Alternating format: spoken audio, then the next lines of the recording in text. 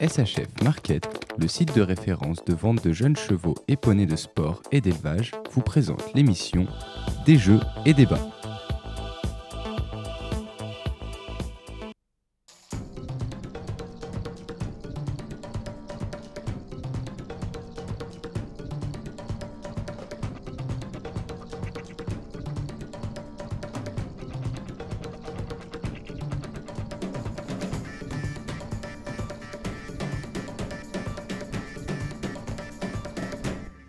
Bonsoir à tous, des jeux et débats, c'est comme tous les soirs sur Normandie TV et cavadeos.com. On est ensemble en direct pendant 1 heure et on attend peut-être la première médaille de l'équipe de France. Ça se passe en endurance, dans la Manche, à Sartilly, autour du Mont-Saint-Michel. L'équipe de France est en effet en passe de remporter sa première médaille d'or. On attend ça avec beaucoup d'impatience et on le saura peut-être dans cette émission. Bonsoir Angèle. Bonsoir Mehdi. Et on va tout de suite se retrouver avec nos invités du jour pour parler notamment de paradressage, mais aussi de reining. Vous êtes au bord de la piste, vous vous manifestez vous aussi ou vous êtes trop stressé pour ça ou vous n'avez pas le droit? Comment ça se passe? Ah si, on a tous les droits, on peut crier. En même temps, j'ai pas de voix, donc moi je peux crier tant que je veux, c'est pas gênant. Mais non, on est un peu stressé, mais c'est vrai que j'ai moins crié que pour le premier go parce que là on était vraiment concentrés. Parce qu'il y a moins de voix peut-être aussi. Ouais, il y a moins de voix, il y a un peu de fatigue. Mais non, voilà, on soutient. Et vous avez le droit de communiquer quelque chose? Enfin, je veux dire, vous le faites pas si vous voyez... De donner quelques conseils, oui. Quelques trucs si on peut, ah oui, on le fait. Ah, vous le faites Mais pendant le pattern, est-ce que vous arrivez à vous entendre? Parce que on vous voit sur le Kiss and Cry, on voit Guy Duponchel, votre sélectionneur, qui est comme ça sur la barrière. Est-ce que quand vous passez devant Guy, il va y avoir un petit mot? Quand on passe au bord pour... on a une petite oreille quand même. Hein. Là, un peu moins. Moi, j'étais dans ma bulle, mais dans le team, en individuel, j'entendais les choses. Mais ça peut être aussi à double tranchant. On peut pas se laisser perturber par certaines choses, mais je sais que moi quand je chaud, j'entends tout le brouhaha, le brouhaha si vous avez envie. En fait. Voilà. Et par contre, j'ai une voix que j'entends tout le temps et que je sélectionne, c'est celle de Cédric. Je sais quand il me parle ou pas. D'accord. Voilà. Tout le reste, c'est un peu off. Et ça, c'est quelque chose que vous arrivez à travailler parce que vous vous connaissez par cœur, ou c'est finalement non, parce qu'on sait que l'autre est toujours là, donc nous on travaille vraiment comme ça. Et voilà. Et même des fois, si on a un petit doute sur quelque chose, on sait qu'il est là, on va jeter un petit regard, il va nous dire soit ça, soit ça. Et voilà, ça nous indique où on en est approximativement, même sur la senti. Il faut accélérer un peu ou ralentir, ou essayer de sauver les pots cassés. Ça guide un petit peu. Parce que nous, on a la chance d'avoir des manœuvres qui partent de 0 à plus 1,5 ou moins 1,5. Donc si on sait qu'on a j'allais dire planté, je ne sais pas si on peut dire ça, mais loupé, on va dire plutôt. Ça serait planté, c'est bien aussi, ça marche. Hein. Louper une manœuvre, on sait qu'on peut essayer de rester à 0 pour sauver les pots cassés ou alors augmenter si on a la chance d'avoir un cheval qui veut jouer, quoi. Et voilà, c'est ça qui fait vraiment la différence. La communication de l'autre peut servir à accélérer un petit peu ou ajuster. Ouais. Le fait d'avoir un couple dans une même équipe, pour les autres coéquipiers, est-ce que c'est... comment ils sont justement? Est-ce que ça reste un couple dans une bulle ou est-ce que tout le monde est ensemble? Ils étaient adorables. J'ai essayé de me faufiler entre les deux, mais ils m'ont repoussé. Vous tenez la chandelle? Non, je n'avais pas l'intention.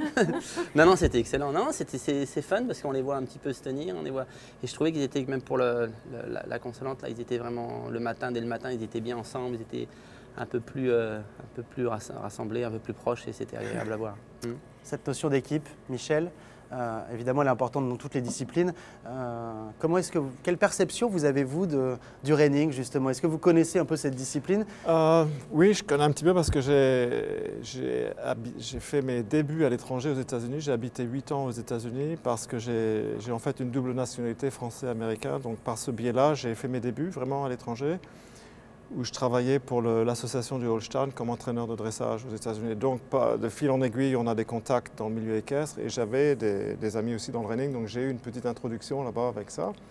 Je trouvais ça super. Et en Europe, quand les gens disent alors le reining c'est intéressant, je dis toujours c'est super parce que ça en fait ça fait locomotive sur tous les sports équestres. On a besoin qu'il y ait de plus en plus comme ça d'intérêt, même avec les autres sports équestres. Et je trouve que quand on vient ici et qu'on voit qu'il y a toutes ces disciplines maintenant qu'on n'avait pas il y a 10-15 ans, c'est fantastique sur le plan en fait de l'intérêt au niveau mondial du cheval en fait. Plus il y aura de disciplines en fait, plus ça fera locomotive sur toutes les disciplines. Et quand on voit dans les rues de Caen l'effervescence générale du public, c'est extraordinaire. Quand on monte le soir sur notre hôtel et qu'on passe le stade d'Ornano avec le dressage, on fait la queue des fois pendant une demi-heure. Je trouve ça super, je trouve ça génial. Donc oui, le reining, c'est encore un truc qui va donner de l'effervescence. Ça fait connaître, on en discutait, d'autres races de chevaux, le quarter horse, etc. Et quand on est un homme de cheval et qu'on aime les chevaux, on est toujours passionné par les autres disciplines. On a en plus des choses à se passer, des tuyaux, des machins, je trouve ça super. Et alors, le paradressage, comme le reining, a besoin de ces mondiaux. J'imagine que pour vos deux disciplines, c'est une vraie vitrine, ces mondiaux. Est-ce que le reining en France évolue? Est-ce qu'il y a de plus en plus de cavaliers qui s'intéressent à cette équitation western, au reining? Comment va le reining en France aujourd'hui, Anne-Sophie? Le reining en France, il a encore du chemin à faire pour qu'il soit plus démocratisé. Mais justement, ces Jeux mondiaux sont une très bonne locomotive. Et on attend vraiment là-dessus pour qu'on ne nous associe pas tout le temps au côté folklorique aussi. Et qu'on soit un petit peu pris au sérieux en tant que sport réellement, quoi. Parce que c'est vrai qu'il y a le folklore, il y a l'ambiance. Mais il y a avant tout cette relation avec le cheval dont on a vraiment besoin. D'ailleurs, la preuve en est, parce que la foule se lève et ça hurle, et le cheval reste là, il reste connecté à son cavalier. Contrairement à d'autres disciplines, il faut le dire. Peut-être. Ouais, c'est vrai. Mais du coup, voilà, pour faire voir que le travail qu'on fait sur les chevaux, c'est un réel travail, et c'est sportif aussi. Vous souffrez de cette image de folklore encore? Est-ce que c'est quelque chose que vous... Non. Non, moi j'ai connu ça au Salon du Cheval. Ça fait 20 ans que je fais ça. On nous appelle les cow-boys, mais bon, on ne peut pas non plus... Est-ce que vous vous sentez cow-boy dans la vie de tous les jours? J'ai pas l'impression que vous soyez Lucky Luke et Calamity Jane non plus. Non, c'est pour ça. Non, c'est vraiment... Moi, personnellement, c'est le cheval, la qualité du cheval, de la race quarter horse qui m'a fait venir ou rester. On a beau dire ce qu'on veut. Moi, je suis dedans depuis 20 ans maintenant. C'est grâce à mon père aussi et je l'en remercie. Mais ce que je veux dire par là, c'est que les chevaux sont tellement malléables, tellement sympathiques, on a des chevaux vraiment de sport. C'est exceptionnel, quoi. Et au niveau du reining, ça n'a peut-être pas évolué. Mais par contre, ce qui a évolué, j'ai trouvé vraiment important, c'est la qualité des chevaux, quoi. Moi, j'ai commencé avec des chevaux qui étaient juste des quarter horse. C'est comme dans toute race. On a des chevaux avec des papiers et ça vient un petit peu ce qu'on appelle, on va dire, portée-fenêtre, cheval portée-fenêtre. Et puis là, maintenant, on a des chevaux qui sont de fils et directs, de chevaux de qualité qui viennent des États-Unis grâce à certains propriétaires italiens ou allemands, tout ça. Puis maintenant, on a la semence congelée, on peut acheter des saillies. Donc on se retrouve avec des chevaux d'une certaine qualité qui fait la différence. C'est notoire, quoi. Donc ça, c'est un grand pas. Maintenant, il manque un peu de quantité. Et est-ce que l'élevage se développe en France? Est-ce que vous élevez vous-même? Comment ça évolue, ça? Ça, c'est une question dure, ça. C'est une question dure. Moi, mon père était éleveur depuis une vingtaine d'années, depuis 86. Et avec cette petite crise qu'on a là, ça a un peu calmé. On s'est retrouvé on avait 13 poulinières, on s'est retrouvé à avoir des chevaux, mais à pu réussir à trop les vendre, quoi. Donc, moi, j'ai commercialisé. Voilà, moi j'ai un peu ralenti l'élevage. Je pense que Cédric et Anne ont gardé un peu d'élevage aussi parce qu'il faut. Il faut aussi, donc mais c'est un peu, je pense, que c'est un petit peu délicat. Donc j'ai toujours 2-3 poulinières aussi, mais ouais. On en vit pour terminer. Pardon. On arrive à en vivre. C'est une passion qui est dévorante, mais on en vit. On essaye. On est heureux. D'accord. On est heureux. Ouais. Et vos chevaux de championnat, vous les importez ou certains sont issus de votre élevage? Si je peux répondre en premier, le mien, c'est un cheval que j'ai acheté il y a 1 an qui appartenait à Auckland Ranch. Et c'est un cheval que j'ai acheté avec un copropriétaire qui s'appelle Vincent Kloskinet. Et puis mon ami qui s'appelait Valérie Arnecoste. Et on a voulu jouer la carte du cheval de qualité sur une base, sur un cheval qui est un fils direct d'un étalon connu aux États-Unis, qu'on a entraîné de A à Z et voilà, qui a fait la boucle. Et juste petite parenthèse, ça me fait plaisir. Anne-Sophie? Nous, pour l'instant, c'est pas des chevaux issus de notre élevage. On est allé les chercher tous les deux, celui de Cédric et moi, en Italie. Smart Furies Remedy, c'était vraiment un cheval qu'on avait choisi et préservé pour les jeux. Et moi, la mienne, Poulette, entre guillemets, Chicken. Je ne m'attendais pas à aller jusque-là avec elle et je suis ravie Et je pense que Eric, son propriétaire, est ravi aussi qu'on soit allé jusque-là. Bon, donc ça veut dire qu'il y a encore des choses à faire pour le reining en France, des chevaux à acheter, des investisseurs à trouver. Ces Jeux mondiaux, je l'espère, en tout cas, seront une vitrine pour vous, pour que la France ait encore de meilleurs résultats. Parce qu'on l'a vu ici, c'est vraiment une discipline qui prend bien. Et d'ailleurs, on va continuer de le voir, puisque, on le rappelle, Romuald sera en finale ici au championnat du monde, aux Jeux équestres mondiaux. Ce sera samedi soir de 20h à 22h. Il y a une discipline, messieurs, dames, où la France est très forte pour l'élevage, puisque beaucoup de chevaux français partent à l'étranger. C'est l'endurance, on l'a dit. On attend peut-être ce soir la première médaille française et peut-être une médaille d'or. En tout cas, il a fallu partir très tôt ce matin. Ça s'est passé dans la Manche. C'était à Sartilly, autour du Mont-Saint-Michel. Et Xavier Librecht était notre envoyé spécial sur place. Il va nous raconter d'abord un petit peu l'ambiance générale de cette course qui a été très difficile, très compliquée. Et on s'attend certainement à des polémiques dans les jours à venir. Xavier Librecht, qu'on a réussi à joindre tout à l'heure par téléphone. Écoutez-le. Écoutez, j'ai envie de vous dire que c'est dur, même très dur, pour ne pas dire du jamais vu. On connaît les grandes chaleurs, mais là, la Normandie, c'est évidemment la pluie qui a changé tout à fait la donne dès le matin. Normalement, à l'heure où je vous parle, la course devrait être arrivée. Eh bien, les cavaliers, les meilleurs en tout cas, 2 seulement, sont repartis pour la dernière boucle. Qu'est-ce qui s'est passé? Il s'est passé simplement que le dessinateur du parcours, Jean-Louis Leclerc, a modifié totalement les standards, la donne, et il a proposé une course excessivement technique, truffé de problèmes de pilotage, ce qui change complètement des courses que l'on voit depuis maintenant une dizaine d'années, où c'est seulement la classe de galop des chevaux qui fait la différence. Et donc là, on remet les pendules à l'heure, je dirais même on remet l'église au milieu du village, et je pense que Jean-Louis comment dirais-je, apporte une réponse technique sur le terrain à toutes les polémiques. Je pense que l'endurance a retrouvé ses fondamentaux ici à Sartilly. Le résultat, on le verra tout à l'heure, on aura probablement un Émirati, et il le mérite, en tête. Peut-être une Néerlandaise qui serait complètement nouveau, et ce qui prouverait que l'équitation est importante en endurance. Quant à l'équipe de France, elle n'est pas encore arrivée, mais elle fait son chemin, et je la vois très très bien sur le podium. Alors Anne-Sophie, Romuald, l'endurance, c'est une discipline qui est très loin de la vôtre, les chevaux sont très différents. Ça vous intéresse? Vous la suivez de près ou de loin? Là, j'avoue que j'ai pas eu trop l'occasion. Ce matin, j'ai eu l'occasion. C'est pas facile pour vous aujourd'hui. Oui, c'est un petit peu compliqué là, de me concentrer sur deux choses. Je veux dire, est-ce que c'est une discipline que vous suivez ou... Si, un petit peu comme ça, mais vraiment, ouais, je sais pas, on n'a pas trop le temps de regarder tout ça, mais ouais, c'est impressionnant. Moi, ça m'impressionne assez. Je trouve que c'est assez, enfin, ça a l'air d'être assez difficile, quoi, de gérer ça, donc, mais j'ai pas trop les règles. Donc, 160 km en une journée, ça vous parle? Oui, donc voilà, c'est très dur. J'imagine qu'après, le travail, c'est un travail de fond. Est-ce qu'en reining, en paradressage, j'imagine que oui, parce qu'on va rejoindre le dressage, il y a un vrai travail de fond aussi sur vos chevaux, ou tout est vraiment sur le côté très, très speed de la chose? Ah non, c'est avant tout du dressage. Le reining, c'est du dressage en équitation western, tout simplement, donc il y a beaucoup de travail de fond. De répétition, d'entraînement, autant que pour n'importe quelle discipline, je pense. En paradressage, c'est la même chose? Absolument. Question de dressage et d'état d'âme aussi, c'est-à-dire d'avoir un diapason presque parfait entre cheval et cavalier, qui est une harmonie totale pour que tout se passe bien. Donc c'est vraiment le dressage technique, mais avec beaucoup d'attention sur le détail au point de vue de cette relation entre cheval et cavalier et de calme en général. Parce que bon, un cavalier avec un handicap physique n'aura pas les moyens donc, physiques de pouvoir contrôler son cheval comme on pourrait le faire nous. Donc on pousse un peu plus là-dessus. Okay. On y reviendra évidemment en deuxième partie d'émission avec nos autres invités qui sont déjà sur le plateau pour parler donc de paradressage avec une bonne surprise aussi puisqu'on aura la France en finale en RLM de paradressage avec une cavalière qui sera là tout à l'heure.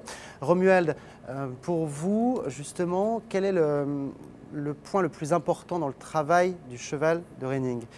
Est-ce que ça va être ce rapport homme-cheval qu'on nous a déjà décrit depuis le début de la semaine, le calme qu'il faut avoir avec ce cheval alors qu'il est dans une arène très excitée? Est-ce que c'est ça le point le plus important? Le mental, oui. Le mental du cheval, oui. En ce qui me concerne, surtout je suis le premier concerné, j'ai un cheval qui est un petit peu...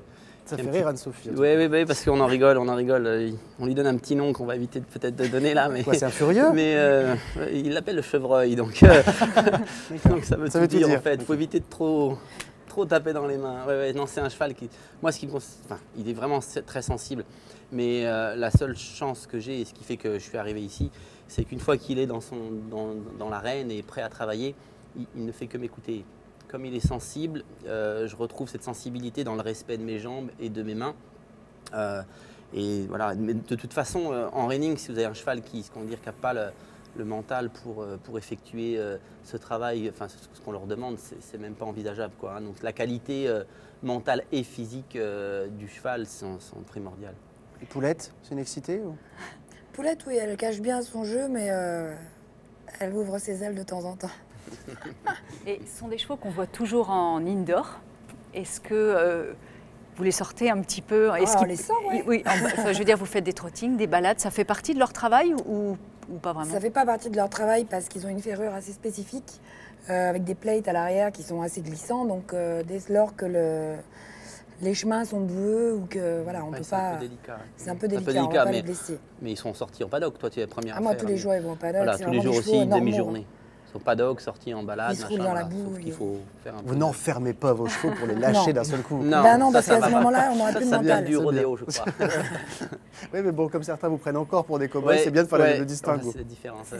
Non, les chevaux vivent ils vivent bien, en ce qui me concerne. Et puis, ouais, et puis le mental, on disait que c'est très important. Et à partir du moment où on laisse 24 heures sur 24 dans une boîte, on ne peut pas, après, leur demander d'être connectés à nous. Ils sont obligatoirement ailleurs. C'est pas le but. Comment va gérer le mental, Romuald, avant la finale de samedi soir? Demain, c'est un jour off. Comment est-ce que vous allez gérer ça? Je vais dormir. Non, je suis un petit peu fatigué là, un petit peu fatigué parce que c'est normal, ça retombe tout doucement. Mais non, je vais gérer ça normalement. Franchement, je ne mets pas de pression, hein. Moi, je suis là. Voilà, j'ai déjà réussi à m'accrocher pour être avec l'équipe là. C'est Anne-Sophie est rentrée dans l'équipe. Les doigts dans le nez, voilà, si c'était assez facile. Enfin, tu as fait les choses bien. La meilleure perf d'ailleurs de l'épreuve par équipe. De la sélection, au niveau de la sélection, déjà c'était la meilleure, ouais. Non, j'ai pas eu les meilleurs résultats, j'étais la plus constante. Oui, c'est ce que Guy Duponchel nous a dit, c'était ma valeur sûre. Mais ce qui était excellent, quoi. C'était ça l'idée. Moi, j'ai fait un petit virage, un moment, un petit détour là dans ma vie qui m'a un peu détourné des chemins, mais non, c'est reparti. Là, non, la préparation. Moi, là, le cheval n'est pas usé, hein, parce que des fois, on tire un petit peu sur l'élastique, machin. Donc là, le cheval est bien, il n'est pas usé, il est en pleine forme. Je l'ai même trouvé plus qu'agréable. Donc le veto a fait ce qu'il fallait. Je vais faire la même chose, essayer de refaire la même chose, sans prétention. Pas la même, parce que c'est pas le même pattern. Hein. Oui, ça serait dommage. Ah oui, ça serait ballot ça. Mais non, je vais essayer. Oui, c'est un running pattern en plus. Donc running pattern, ça veut dire que là, on va rentrer directement, faire un. Au galop. C'est pattern 10 ? Oui. Donc au galop, stop, reculer, spin à droite, 4 à droite, 4 1/4 à gauche, puis après les deux grands. Donc non, le côté sympathique, c'est qu'on devrait avoir 4 stops. Donc moi, c'est une manœuvre. Oui, parce que je craignais un petit peu celle-ci, là, ce pattern-là, parce que comme mon cheval ne prend pas de points sur les cercles, les 8 de chiffres, je me dis ça fait quand même les cercles et le 8 de chiffres en moins. Je dis ça, il faut vraiment que je joue fort sur les spins et les stops. C'est ce qui s'est passé sur les spins. Donc là si ça va bien, j'ai 4 stops pour prendre des crédits, encore des spins à droite, spins à gauche. Je fais tranquillement sur les cercles comme j'ai l'habitude de faire. Et puis voilà. Et puis il n'y a plus qu'à. Moi, je suis là franchement, je suis là pour me faire plaisir maintenant. Bah ouais, c'est que du bonus. Ouais, que du bonus. Rendez-vous est pris, Angèle, pour la finale de reining, donc samedi soir. Samedi soir, oui, à partir de 20h, je crois, jusqu'à 22h, c'est ça? Je serai là. Nous aussi, on sera là. Toute l'équipe de France sera là pour vous soutenir. Merci beaucoup d'être passé nous voir, en tout cas. C'était très agréable de vous avoir en notre compagnie sur le plateau. Merci. On va vous laisser filer dans quelques instants. Pas tout de suite. On va lancer un sujet, vous pourrez partir à ce moment-là. Et donc, à samedi soir, Romuald, 20h. On sera tous là. On repart sur l'endurance maintenant, mais pour avoir une autre vision, celle d'un vétérinaire, puisqu'on attendait une course très surveillée suite aux différents problèmes que l'on a connus dans cette discipline. Le dopage, la tricherie. Les vétérinaires étaient évidemment hier très inquiets, ou en tout cas très vigilants de ce qui allait se passer aujourd'hui à Sartilly. Marinaï a rencontré pour vous un vétérinaire italien qui a officié sur la course. Écoutez.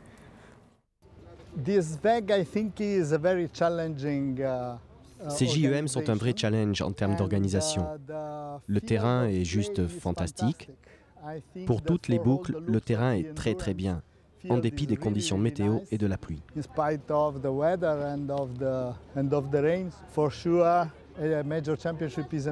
Bien sûr, un championnat majeur est une échéance majeure, avec des chevaux qui concourent à haut niveau et dont on veut qu'ils gagnent.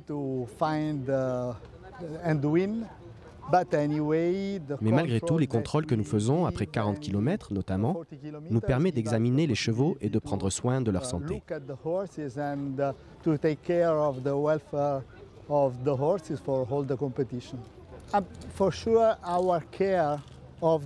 Bien sûr, le soin que nous portons au bien-être des chevaux est de haut niveau. Dans une occasion pareille, nous sommes en alerte permanente. Nous contrôlons tous les paramètres possibles.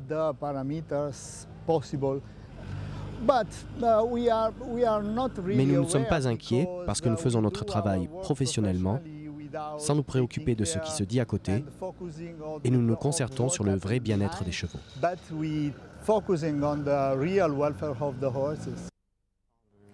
Alors Michel Assouline, vous êtes toujours avec nous, ça tombe bien parce que nous allons maintenant aborder une discipline que vous connaissez par cœur, c'est le paradressage. Et pour cela, nous accueillons l'une de nos athlètes françaises, Anne-Frédérique Royon. Bonsoir Anne-Frédérique. Bonsoir. Alors Anne-Frédérique, je crois que pour vous, aujourd'hui, c'était un jour de repos. Vous vous êtes qualifiée hier pour la cure de demain. Voilà. C'est elle, c'est la seule Française de l'équipe qui y va. Qu'est-ce que vous avez fait de votre journée aujourd'hui? Alors aujourd'hui, j'ai une journée quand même assez chargée. J'ai la personne qui s'occupe de moi en tant que coach sportif et mental qui m'a rejoint, qui m'a fait l'honneur de me rejoindre sur le site. Donc on a fait un petit travail de préparation physique et mentale pour demain, histoire de recaler 2-3 petites choses. J'ai aussi eu la chance d'avoir un magnétiseur qui suit et ma jument et moi-même qui m'a fait une petite visite cet après-midi.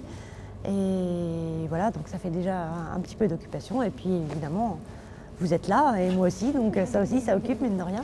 Et on est quand même très content de vous retrouver ce soir pour que vous nous racontiez un peu cette expérience des mondiaux. Avec vous, Victoria Cinca. Bonsoir Victoria. Bonsoir Mehdi. Alors membre du staff en quelque sorte de cette équipe de France puisque vous accompagnez vous Thibaut Stocklin. Exactement. Et vous l'accompagnez parce que vous lui prêtez votre cheval. Votre cheval c'est Lou Hart qui appartient donc aux écuries Cinca. Ça c'est quand même quelque chose d'assez extraordinaire parce que vous êtes cavalière de dressage, vous êtes à Saumur. Oui. Qu'est-ce qui vous a donné envie de participer à cette belle expérience des mondiaux avec toute l'équipe de paradressage? Parce qu'il y a Thibaut, mais maintenant il y a tous les autres aussi. Exactement. Eh bien, moi, mon entraîneur Philippe Limousin entraînait un cavalier de l'équipe de France qui s'appelle José Le Tartre. Oui. Donc, j'étais un petit peu baignée dans le milieu du handisport.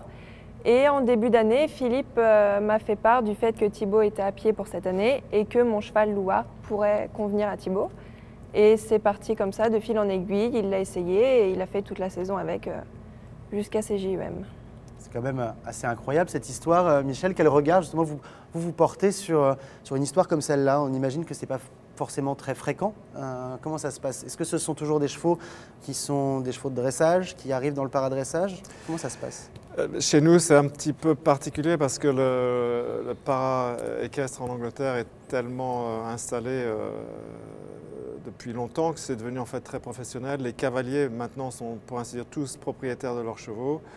On a aussi un sponsor qui a fondé un organisme à but non lucratif pour investir dans des chevaux. Donc on a aussi un pool de chevaux qui sont strictement pour ces cavaliers-là. Donc c'est devenu un organisme très spécialisé de dressage pour le para-équestre.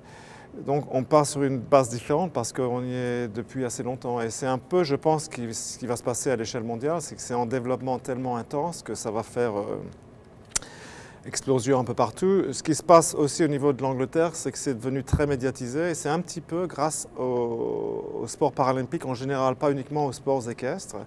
Est-ce que le sport paralympique en Grande-Bretagne est déjà plus développé que chez nous, j'imagine? Plus développé et puis très médiatisé. C'est-à-dire que maintenant, on a des reportages, par exemple aux Jeux Olympiques de Londres en 2012, c'était un reportage télévisé tous les jours, presque autant que les reportages olympiques.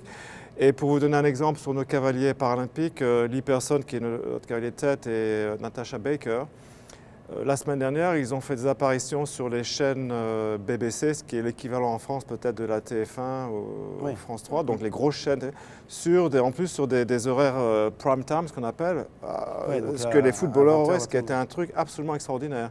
Et maintenant, ils sont devenus en fait de plus en plus médiatisés, tout le monde les connaît. Et il se passe un phénomène assez remarquable, mais c'est grâce au sport paralympique qu'ils sont devenus très médiatisés. On en bénéficie un petit peu, ce qui est génial. Et vous êtes français, donc est-ce que vous communiquez avec l'équipe de France de paradressage justement pour les aider à se structurer comme ça? Évidemment, ce qui se passe, c'est qu'on se voit en compétition, on discute, souvent on me demande des conseils, on téléphone. Bon, c'est un peu à ce niveau-là que ça se passe. J'ai évidemment toujours un problème vis-à-vis de mon entraînement de ce qu'on dit en français de confidentialité. Bon, il faut que je fasse évidemment attention, ce que feraient tous les pays. Mais bon, étant français à l'origine, il est très certain que j'ai toujours envie de conseiller les gens. Quand on voit un cavalier, même pas forcément de la France, dans notre pays qui a du mal, on ne peut pas s'empêcher de donner des conseils pour aider. On se serre les coudes, quel que ce soit le pays. Ça fait rêver, Anne-Frédérique, de voir le système britannique. Justement, nous, on est très en retard, on va le dire très clairement. En France, on est très en retard sur le handicap et sur le handisport. Oui, on est très en retard, mais je pense que du coup, on a envie de surfer sur la vague. Et il y a beaucoup de choses qui sont en train de se mettre en place aujourd'hui en France. Il y a très peu de temps, un pôle handisport a été créé au sein de l'École nationale d'équitation, dont on bénéficie aujourd'hui, puisqu'on nous met à disposition des écuyers du cadre dans le cadre de l'entraînement, ce qui est mon cas. Voilà, avec J'adore, c'est comme ça que vous fonctionnez. Voilà, alors parfois ils nous mettent aussi à disposition des chevaux, ce qui est par exemple le cas de José Le Tartre qui a bénéficié de Varina ENEHN. Voilà, je pense que la France est en train de réagir un peu, et puis on a envie un petit peu de copier nos amis britanniques parce qu'on voit qu'ils ont des résultats et qu'on aimerait bien au moins s'en rapprocher. Donc il y a beaucoup de choses qui se mettent en place et c'est que le début, j'espère. Comment est-ce que vous, en tant que cavalière, justement, vous intervenez par rapport à tout ça? Est-ce qu'on vous écoute? Est-ce que vous avez votre mot à dire? Comment est-ce que ça se passe concrètement par rapport à votre discipline? Oui, je pense qu'on est obligé de m'écouter, ou au moins faire semblant, parce que sinon on s'expose à des petits problèmes. Oui, non, je pense que voilà, on part sur l'idée que un cavalier de paradressage, il ne peut pas vivre tout seul. C'est à la base un trio déjà, c'est-à-dire l'entraîneur, le cheval et le cavalier. S'il manque un des trois éléments, déjà on ne peut pas aller bien loin. Après, quand en dehors de ça, on a tout un staff qui se met en place. Voilà, des professeurs de sport, des coachs, un bon maréchal, des petits plus. Voilà. Pour les athlètes, oui. À partir de là, on met déjà un petit peu des points d'avance dans notre bagage. Et tout est bon à prendre. Tout est bon à prendre pour arriver à être un peu plus performant. Vous, Michel, d'après vous, quels sont les progrès que la France devrait faire maintenant pour continuer de performer et gagner des places aussi par équipe et bientôt venir vous chatouiller un peu là sur les podiums? Vous croyez sérieusement qu'il va nous le dire? Non, mais... bon. Non, allez, justement, on va profiter de l'émission de ce soir. C'est même pas un problème, en fait, c'est une situation assez complexe. Il y a plusieurs critères qui sont à prendre en compte et je pense que le critère le plus important, c'est ce qu'on appelle l'identification et la recherche justement des cavaliers handicapés. C'est ça le plus difficile. Il faut avoir un pool assez important. En dressage pur, la raison pour laquelle l'Allemagne a toujours été au niveau top, c'est qu'il y a sur le plan mathématique, il y a un nombre tel de cavaliers qui sont au top niveau qu'ils auront forcément toujours des équipes. Les autres pays ont toujours un peu de mal par derrière parce qu'on n'avait pas la quantité. Et je pense qu'en France, c'est ce qu'il va falloir se passer au niveau du paradressage par équestre. Il va falloir faire du recrutement justement de cavaliers et avoir cette quantité parce qu'en France, on a les ressources, on a la qualité des entraîneurs, on a un historique de dressage parce que le para-équestre, c'est du dressage de toute façon, il n'y a aucune différence. On a tout ce qu'il faut, on a les infrastructures, il y a Saumur, mais il faut un recrutement et ça doit démarrer comme ça. Et je pense que l'Angleterre a pris de l'avance là-dessus avec ce côté justement d'équitation thérapeutique qui a commencé depuis très longtemps et c'est une association tellement énorme ils ont fait des compétitions internes, etc. Et ça a en fait donné une petite effervescence. Et certains de nos cavaliers viennent de ce créneau-là, en fait. Donc, à mon avis, c'est le démarrage, c'est ce recrutement de cavaliers, ce qui est très important. En France, il n'y a pas assez de monde. Donc, on fait avec ce qu'on a. Voilà. Et en termes de chevaux, est-ce qu'on est à un niveau à peu près équivalent entre les chevaux que peuvent avoir vos cavaliers et les chevaux que vous voyez sous la selle des Français? Oui, je pense que oui, il y a une qualité de chevaux qui est assez semblable parce que bon, je pense qu'en France, on a eu la chance aussi d'avoir un petit peu de backing up avec Saumur, avec des cavaliers comme par exemple Limousin, etc., qui ont des chevaux de qualité très bien dressés, donc c'est ça qu'il faut. Nous, évidemment, en Angleterre, on a pris de l'avance. On a un exemple assez extraordinaire avec Sophie Vers en grade 4, le grade 4 qui est ce grade où les cavaliers sont le moins handicapés. Et cette jeune cavalière, en fait, a été dans son historique équestre, elle a été championne jeune cavalière valide, ce qui est extraordinaire, et elle sort maintenant en Grand Prix valide. Donc ça vous donne un niveau de... Et ce cheval lui appartient. C'est un cheval en plus que... Elle est professionnelle, elle est professionnelle. Et c'est un cheval qui, en fait, bon, avec l'aide de son entraîneur, qui ne s'assoit jamais dessus, c'est elle qui l'a dressé. Donc ça vous donne une idée du niveau qui est en train d'exploser en Angleterre. C'est que même dans le grade 4, en fait, il y a un niveau quasi valide au point de vue qualité équestre. Oui, nous, Nathalie Bizet, notre cavalière sort au niveau Saint-Georges, je crois, hein, dressage, dressage avec les valides aussi. Voilà. Et justement, on parle de chevaux. Victoria, vous avez décidé de prêter Lou Hart à Thibaut Stocklin, qui est, lui, le grade le plus élevé, finalement, dans le handicap, grade 1A. On imagine que travailler un cheval comme vous le travaillez avant, vous travaillez un cheval pour Thibaut, c'est complètement différent. Alors d'abord, on va revenir sur ça aussi avec vous, Frédéric, mais d'abord, racontez-nous un peu comment est-ce que ça se passe, parce que on imagine que ce sont des codes très différents. Est-ce que c'est vrai? Eh bien, étonnamment, non. Je n'ai pas vraiment changé ma façon de travailler le cheval. Son planning d'entraînement est le même. Bien évidemment, je fais plus attention à la qualité du pas. Je répète plus souvent les mouvements de la reprise de Thibaut. Parce que Thibaut ne fait que du pas. Il ne fait que du pas, voilà. C'est une reprise qui dure 5 minutes à peu près. Je fais évidemment beaucoup plus attention à ça, mais le planning du cheval n'a pas réellement changé. Moi, je le travaille autant qu'avant sur les mouvements du Saint-Georges, pour préparer mes saisons avec ce cheval-là. Mais on a des codes, j'installe un peu plus des codes de voix, des codes de badine, des choses comme ça, mais pas réellement de changement, non. Et vous, Anne-Frédérique, qu'est-ce que vous attendez? Parce qu'évidemment, J'adore est aussi monté par votre entraîneur. Qu'est-ce que vous attendez justement de votre entraîneur par rapport à la jument? Ça fait un peu plus d'1 an maintenant que vous vous connaissez toutes les deux. Ça fait à peu près 1 an et demi, un petit peu plus d'1 an et demi maintenant que je travaille avec Marc-André Morin. Je pense qu'il y a vraiment, dans le travail, c'est ce qui est un peu compliqué pour les entraîneurs handisport. C'est-à-dire qu'il faut, en même temps qu'ils travaillent le cheval comme des valides, voire peut-être même plus, c'est-à-dire qu'on apporte, nous, des troubles au cheval, on peut les rendre dissymétriques. À votre corps, à vous? Je pense qu'on a un impact pas toujours positif sur le cheval, donc il faut d'autant plus parfois le recadrer, surtout sur des petits grades comme moi, où voilà, on est quand même un peu handicapé. Donc il faut le retravailler comme des valides et en même temps arriver à ce que tout soit plus pratique pour nous. Donc aussi probablement mettre des codes en place, badine, pas de badine, éperon, pas d'éperon, avoir des chevaux qui s'allègent de plus en plus, qui soient réactifs, qui nous portent, qui nous tirent vers l'avant parce qu'on n'a pas forcément les jambes suffisantes pour les pousser nous-mêmes. Donc c'est, je pense, un vrai métier et à mon avis, les entraîneurs eux-mêmes, au fur et à mesure, cherchent, en fonction des cavaliers avec lesquels ils travaillent, cherchent des méthodes pour rendre tout plus simple, et pour le cheval et pour le cavalier. Question qui peut aller à tous les trois en 2-3 mots. La confiance, finalement, c'est quoi? C'est le maître mot entre le cavalier, son cheval et l'entraîneur, mais ça doit fonctionner comme ça obligatoirement? C'est sûr, parce que par exemple, moi je prends mon cas, c'est vrai que Thibaut est un cavalier de grade 1A, donc il ne fait que du pas. Moi, je touche du bois, ça peut toujours arriver, mais j'ai entièrement confiance en mon cheval. Je sais qu'il ne lui fera pas d'entourloupe ou de choses comme ça. Je sais que dans la mesure du possible, il ne le mettra pas par terre. Voilà. Parce que c'est vrai qu'en grade 1A, il faut vraiment des chevaux qui aient un tempérament très calme. Mais à la fois, pour arriver dans les meilleurs du grade 1A aujourd'hui, il faut quand même des chevaux qui soient très beaux, très bien dressés, avec un très bon pas. Qui bougent bien. Qui bougent bien au pas et qui soient bien évidemment très gentils. Parce que c'est jamais facile de voir Thibaut sur le dos de Lou qui fait 1m86, de se dire que la chute peut quand même être dure.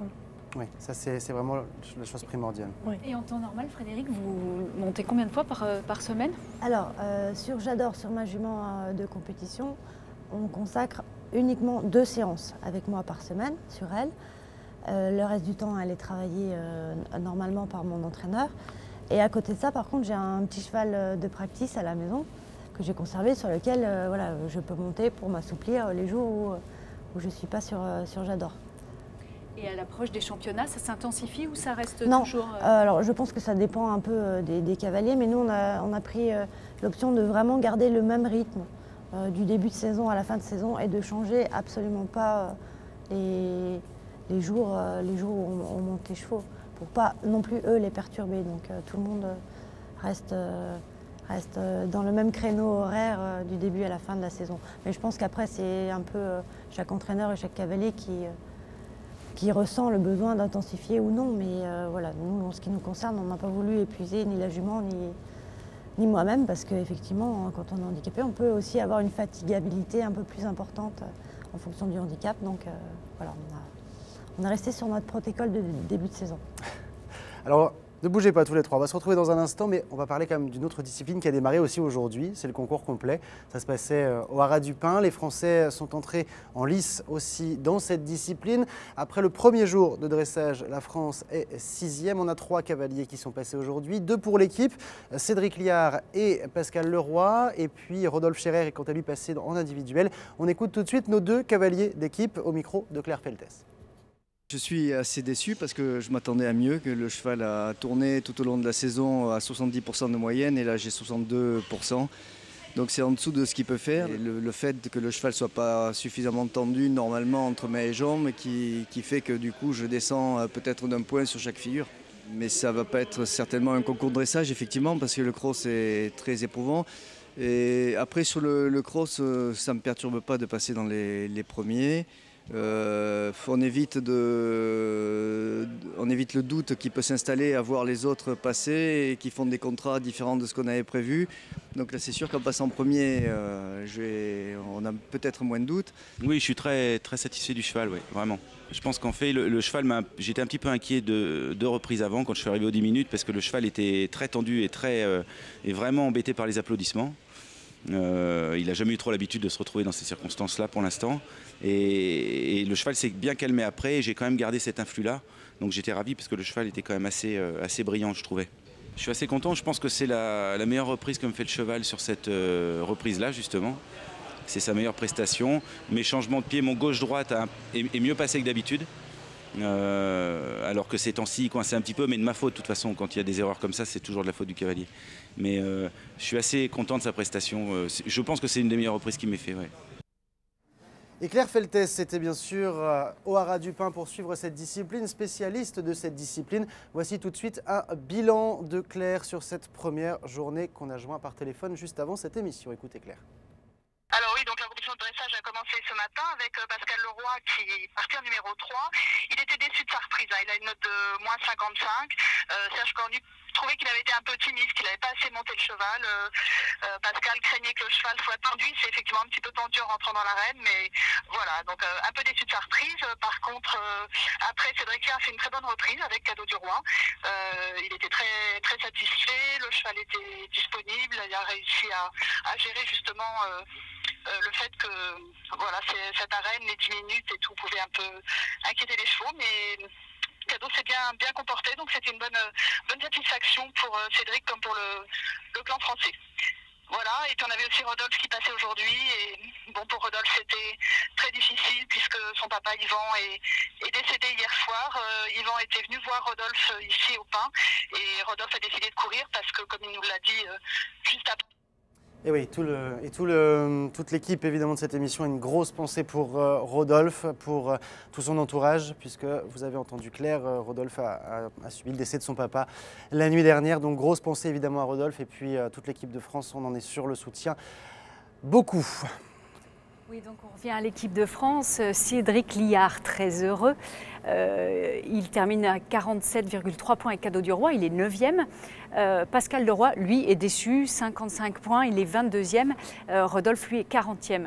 Donc à la mi-course, hein, bien sûr, parce que demain, il y a la deuxième journée de dressage, c'est le Britannique William Fox-Pitt qui est leader provisoire avec Chilly Morning, avec 37,5, devant le champion olympique Michael Young, 2e, et l'Allemande, autre Allemande, Ingrid Klimke, 3e.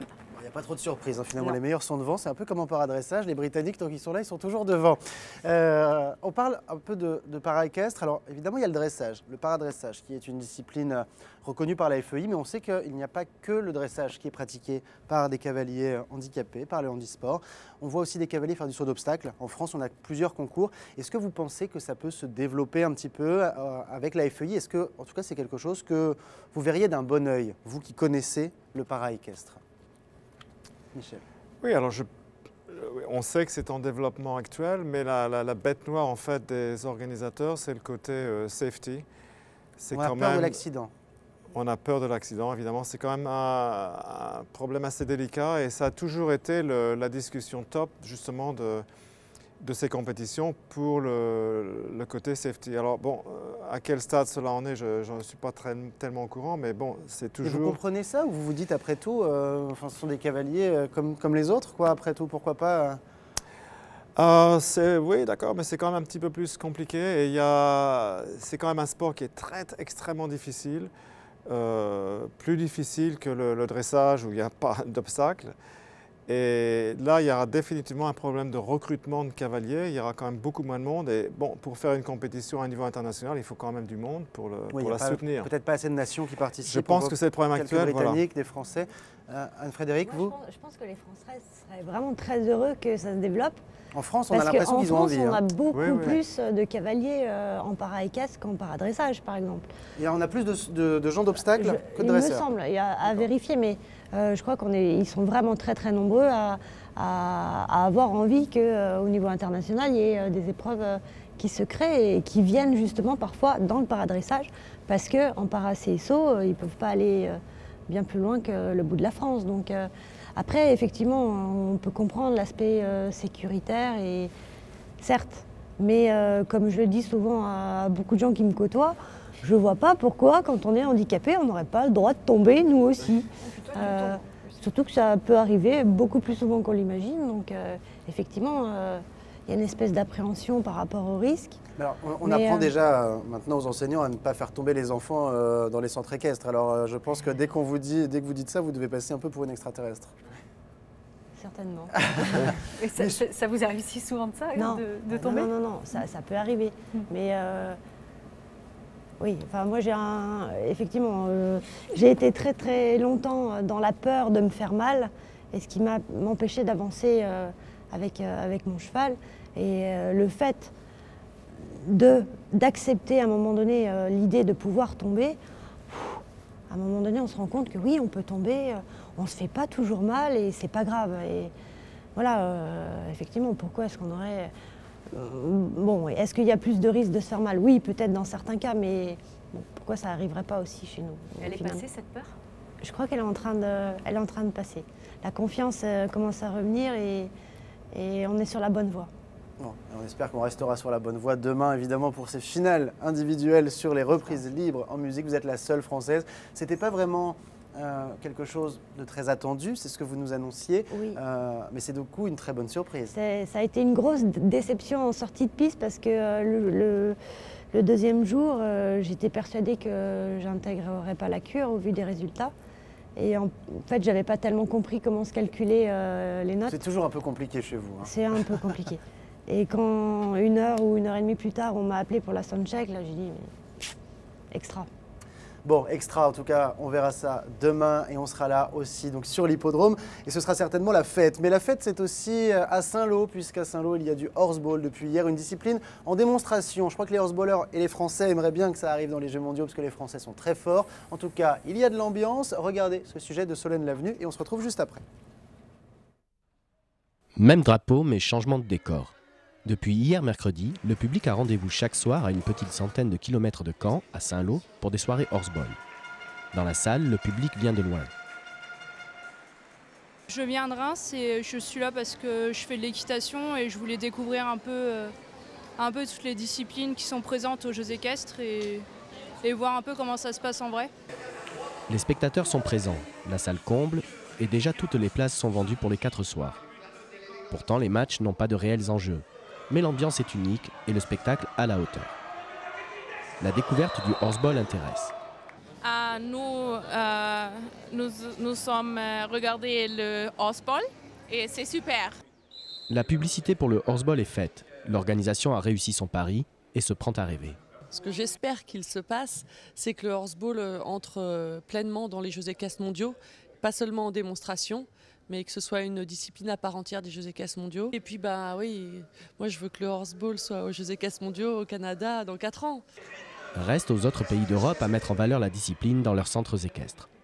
Notre intérêt en tant que fédération internationale, c'est d'attirer les autres nations à promouvoir le horseball et à le pratiquer chez eux.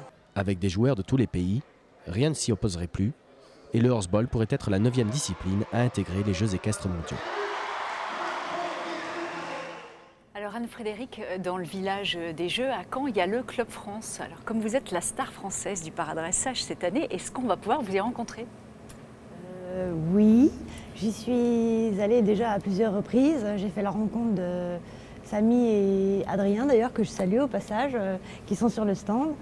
Et oui, je pense y retourner demain une bonne partie de la journée, en tout cas dans l'après-midi après les épreuves.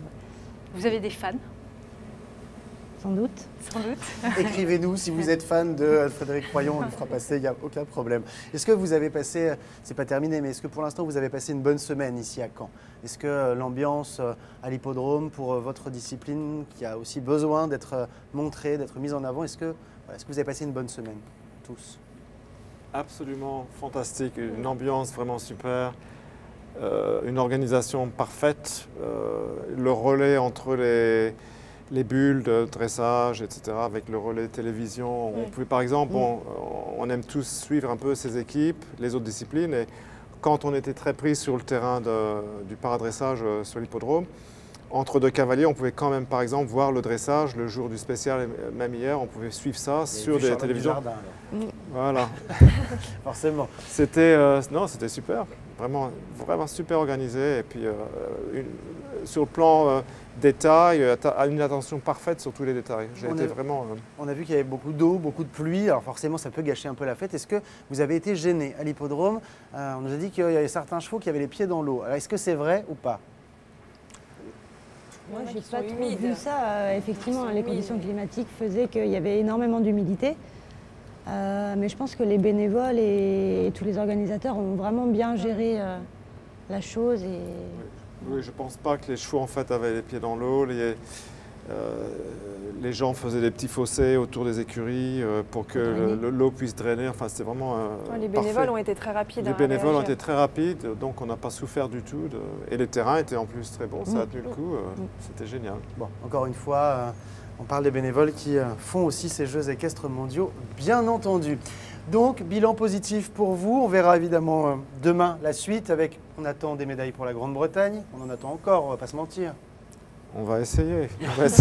Modeste, l'entraîneur britannique. Anne-Frédérique, pardon, l'objectif c'est quoi? De se faire plaisir? Je crois que demain, l'objectif c'est vraiment de se faire plaisir. D'enfin se faire plaisir, et surtout que là, il n'y a pas grand-chose à gagner, pas grand-chose à perdre. J'aurai toute l'équipe derrière moi, donc on va essayer de s'offrir à soi-même un petit moment de bonheur. Et Victoria, l'objectif, ce sera de soutenir justement Anne-Frédérique. Bien évidemment. Toute l'équipe est derrière? Toute. On sait qu'il y a une bonne ambiance, en tout cas chez vous aussi. Exactement. Merci en tout cas à tous les trois. Je vous propose de regarder une petite séquence un peu amusante qu'on a en fin d'émission. Je vous propose d'ailleurs d'en faire pour nous si vous avez envie. Ça s'appelle le Selfie Party. C'est parti, on envoie les photos que vous nous avez envoyées ou qu'on a faites nous ici en Normandie. On envoie les selfies en régie s'il vous plaît. Voilà, ils arrivent. Hortense Osmu qui nous a envoyé cette jolie photo avec Charlie le Bouli. C'était à Deauville, puisqu'il se passe aussi des choses à Deauville avec le polo. Mélanie Gutzwiller, ça c'est dans le stade d'Ornano, bien entendu. Ça devait être pendant le dressage. Amélie Bouhan, une de nos amies qui travaille aussi dans l'organisation de ces Jeux mondiaux avec les vaches normandes, forcément. On fait dans l'originalité. Gauthier Baudouin qui est sur le village exposant, le village de ces Jeux mondiaux, que l'on salue bien entendu. Jessica Rodriguez et Daniel Korolov, deux de nos confrères journalistes, ils étaient sur l'endurance aujourd'hui, ils nous ont envoyé cette jolie photo avec un lama. Alors le lama, ce n'est pas très normand, mais c'est pas grave. N'hésitez pas, si vous faites des selfies vous aussi dans vos équipes, je suis sûr que vous en faites. En plus, moi j'en vois plein passer sur Facebook. On en a plein. Eh bien, ce serait bien de nous les envoyer. Vous avez le droit de les trier. Non, mais triez-les. Je pense qu'il va falloir faire un sacré. Ne nous envoyez pas n'importe quoi. Mais n'hésitez pas en tout cas. Et d'ailleurs, je vous donne des nouvelles de l'endurance, puisqu'on en a reçu récemment le 3e cavalier, celui qui montera sur la 3e marche du podium en individuel. Eh bien, il est Qatari Abdulrahman Al-Souleitine. En revanche, pour l'équipe, on ne sait toujours pas ce qu'il se passe. L'équipe de France se bat pour la médaille d'or contre l'Espagne. Et pour l'instant, la Slovaquie pourrait prendre la médaille de bronze. À confirmer donc, ce sera demain dans cette émission. Mais avant, on voit le programme, bien entendu. Et oui, le programme, encore une journée chargée demain. Alors, ça commence dès 9h à l'hippodrome de Caen avec la reprise libre en musique où nous suivrons Anne-Frédéric, c'est du paradressage donc. Ensuite, en complet, c'est le 2e jour de dressage, c'est au Haras du Pin et ça commence à 9h30. Autre reprise libre en musique, en dressage pur, cette fois dans le stade d'Ornano à 13h35 en début d'après-midi. Et puis la dernière démonstration de horseball, c'est à Saint-Lô à 18h. Et voilà, on va, je pense avoir encore des médailles pour la Grande-Bretagne. On attend Valégros, on attend l'équipe britannique évidemment de paradressage avec ses individuels. Et on vous attend, vous en tout cas, dès demain à 19h pour des jeux et débats. Merci beaucoup à tous les trois d'être venus nous rendre visite sur le plateau. Merci. Passez une bonne fin de Jeux équestres mondiaux. Vous, la suite, c'est demain, 19h sur ce même plateau. Au revoir Angèle. Bonsoir Mehdi. Bonne soirée à tous. Ciao, bye bye.